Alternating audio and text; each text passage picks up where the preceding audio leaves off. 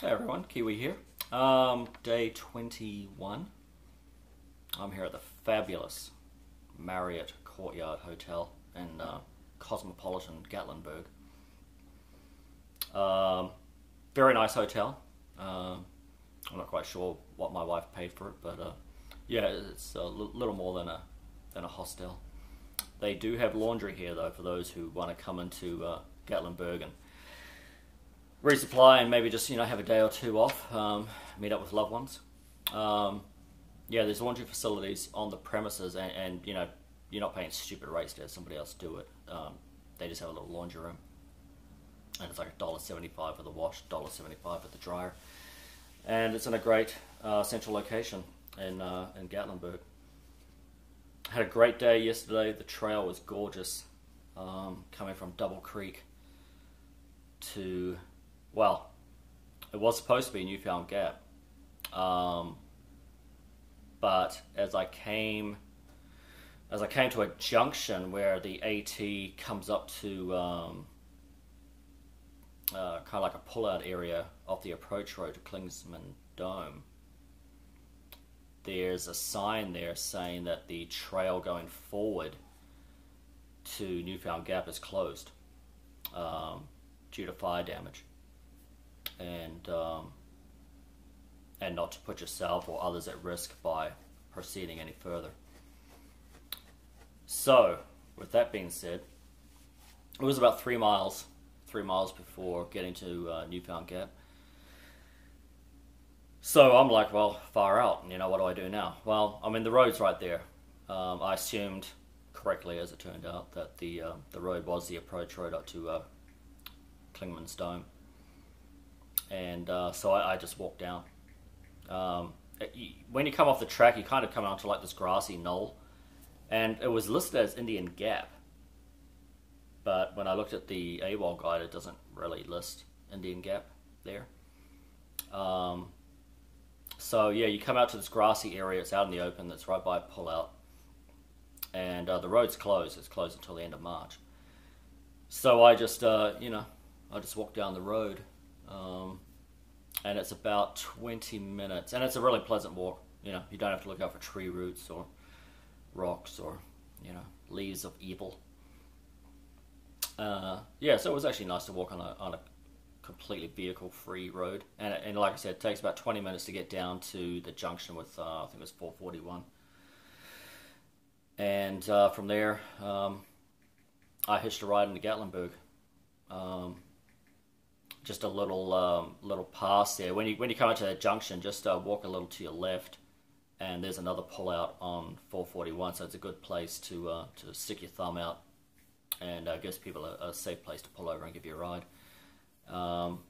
Yeah, so I got a ride into Gatlinburg, and checked in before my wife got here and got myself all cleaned up and presentable, and smelling somewhat human. And it's been lovely. It's been lovely here.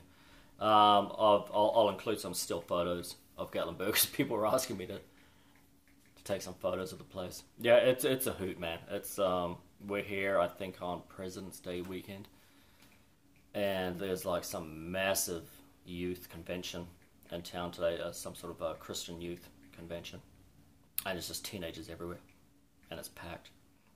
And when we ate at the Cherokee Grill, which I recommend.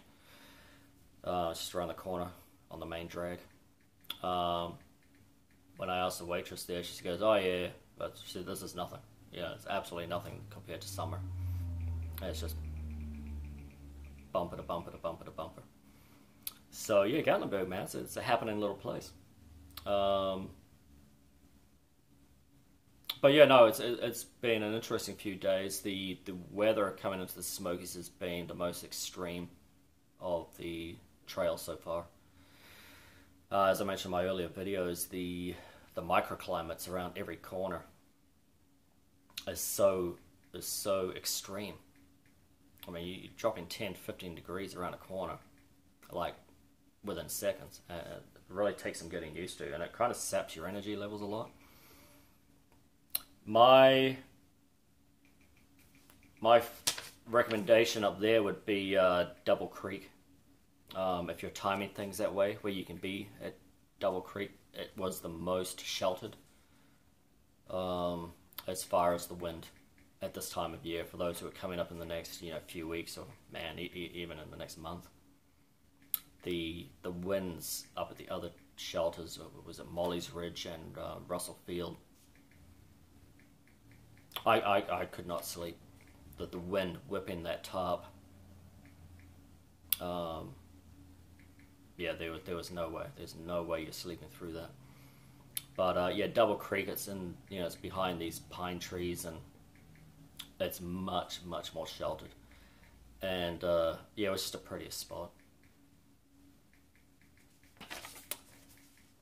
What do I want to talk about today? Oh, morale. Somebody was asking me about how I keep my morale up on the trail. You just got to take one day at a time. I think I mentioned earlier that I just consider everything to be a day hike.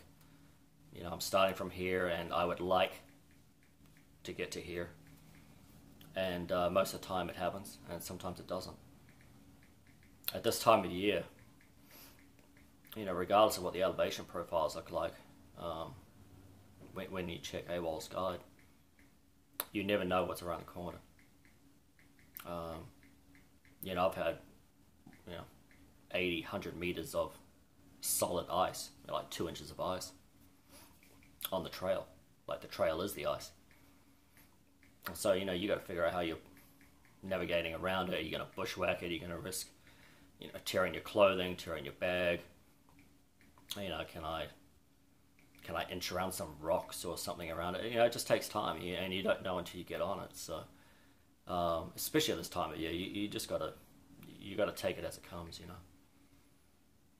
The other thing about morale, food starts to become really important, especially when it's really cold. You don't want to be outside for too long. The temperatures are too cold, and food becomes a very get it done now kind of process.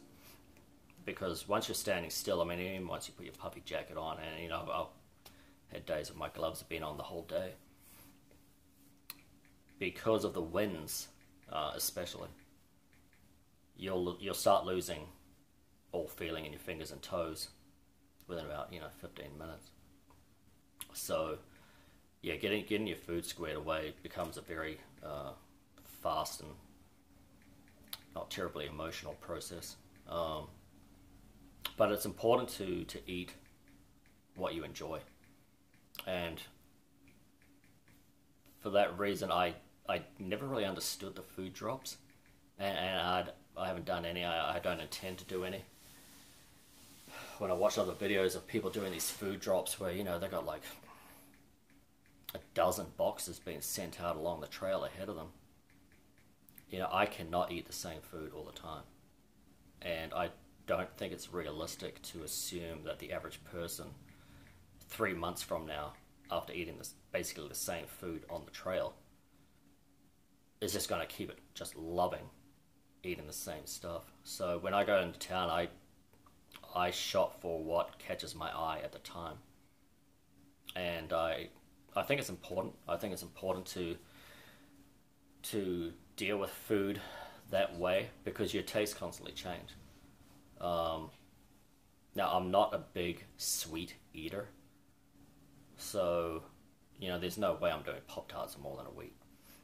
That was purely just this seems like a slim package of calories, but I can't eat that much sweet food. So it quickly became, I need more savory food. So, I'm buying more jerky and stuff like that. But food becomes very, very important, especially at these temperatures. And I really don't recommend doing food drops. I think you've got to go into town and listen to what your body's telling you it needs. And everybody's going to be different. But yeah, I've been craving meat. I've been coming to town. Last night, Cherokee Grill.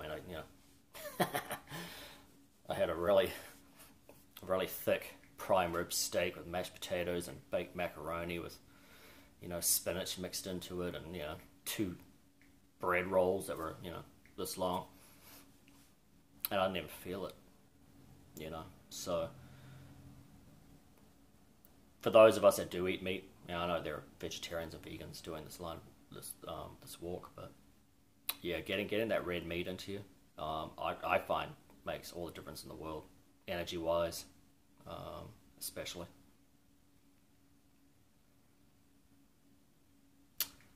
Yeah, still on morale. Don't quit on a bad day. Don't quit on a bad day.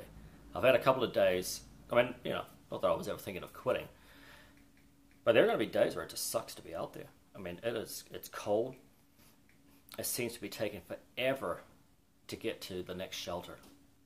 Forever to get to that next shelter. And you're like, why is this taking so long? And, you can understand how people would just be like, God, why am I out here? It's not enjoyable. And I think it's unrealistic to assume that the journey would be enjoyable every day. I met a section hiker who came across a gentleman last year on the trail. And, he was a guy in his probably mid-50s. And, he was a heavy-set guy. His pack weighed way too much. And, it was in the 60s poundage. And the section hiker came across him, and, this guy he was done. He was just, just sitting there on a rock, just done. Quitting that day. Done, son. And, as they chatted, this guy was just really down on himself, because he wasn't able to do the mileage that he thought that he should be doing.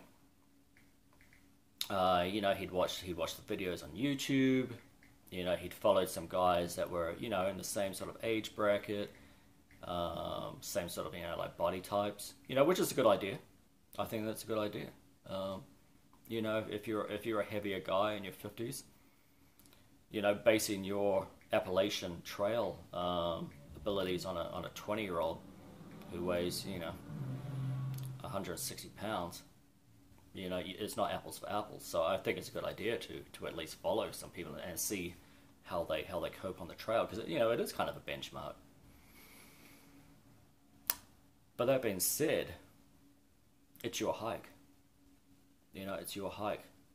Just because somebody else managed, 15 miles, 20 miles out of the gate,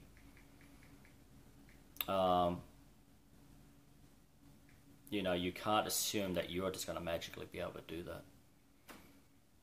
And, I'll tell you something. Of the small group of northbounders I've come across, 100% of them were skipping sections of that trail within the first week and a half.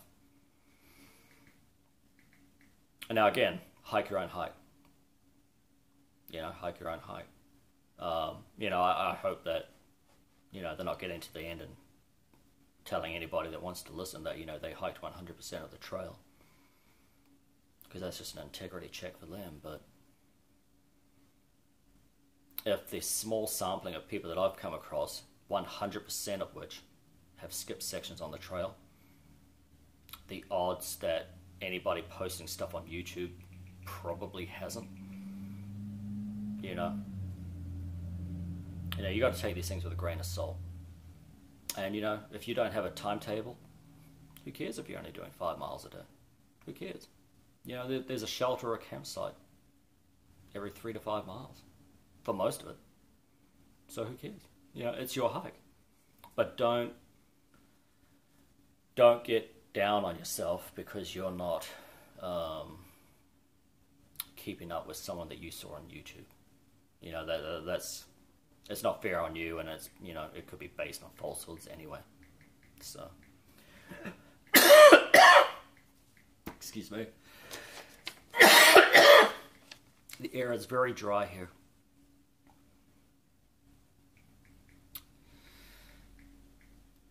Yeah, and somebody was saying, about pack weight again. That, everything's easier if it's lighter.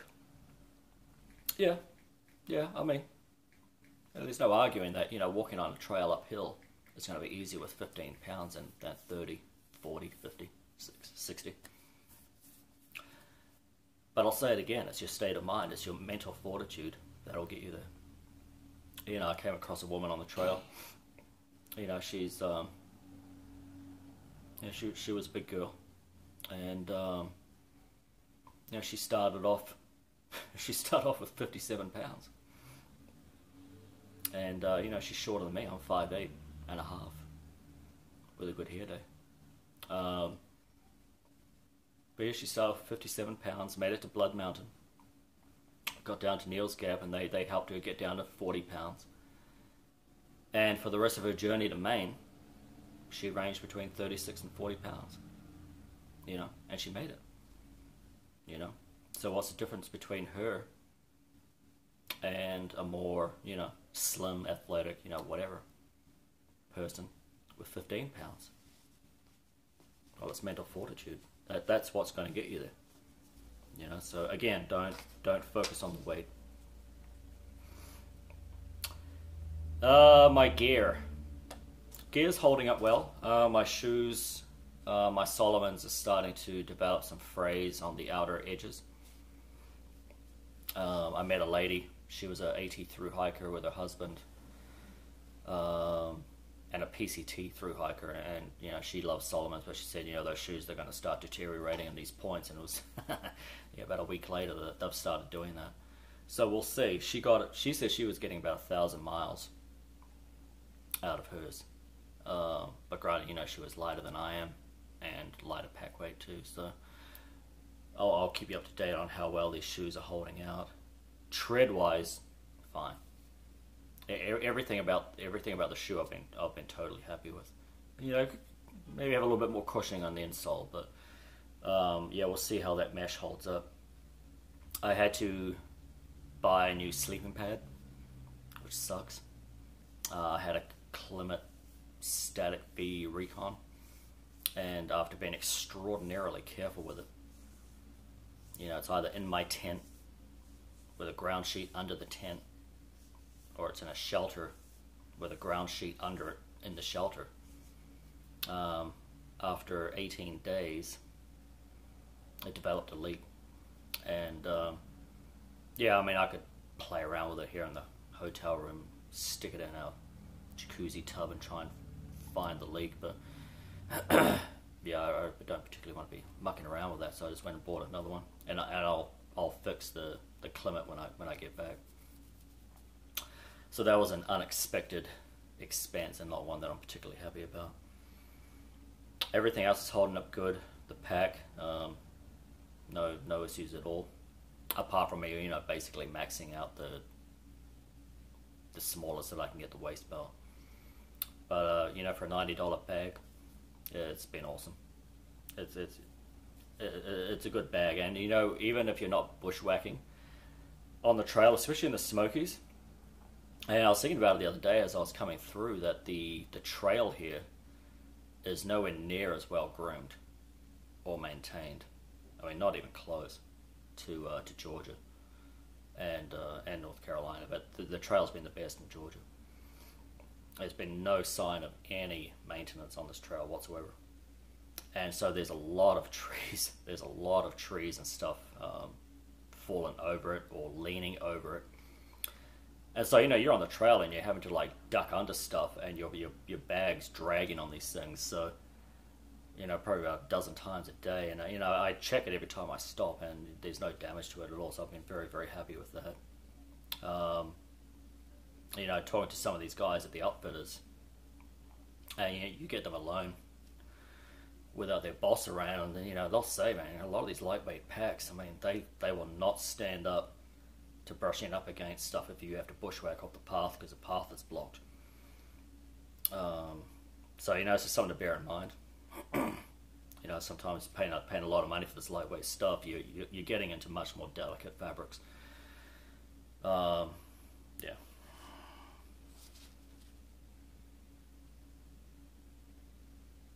I pooped in the forest for the first time. And it was, I don't want to say awesome, but it was an experience. And of course, I had to be on a day when the soil was frozen, as it has been for the last 3 or 4 days. So I had my trowel, my trussy orange trowel, and it wouldn't even make a dent. So I had to pick up a rock and start bashing the soil, and yeah, that was a process. But I got there. I did the best I could. Was it the benchmark? 6 inches deep? Yeah, maybe not. But it was the best I could do. I mean, the soil's frozen, man. There's a limit. But yeah, yeah. Well, I cleaned it up as best as I could.